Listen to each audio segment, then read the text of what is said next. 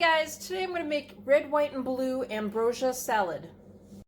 So to a large bowl, I've added an 8-ounce container of frozen whipped topping that's been thawed. This is half a cup of sour cream. So I'm going to fold this in together until it's combined. So to this I'm going to add a 15-ounce can of mandarin oranges. I have drained them and then I patted them dry. So yeah, you want to drain everything, or if you wash it, pat it dry with a towel or a paper towel. These are 2 bananas that I have sliced. And I didn't have to worry about draining those, of course. I'm adding a 16-ounce jar of maraschino cherries that I have drained, patted dry, and sliced in half. 2 cups of mini marshmallows.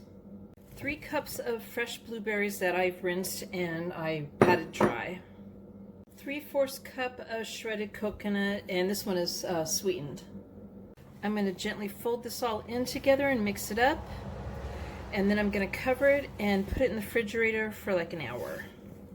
So there's my red, white, and blue ambrosia salad. I hope you guys like this video. Please give it a thumbs up and subscribe to my channel, and thank you guys for watching.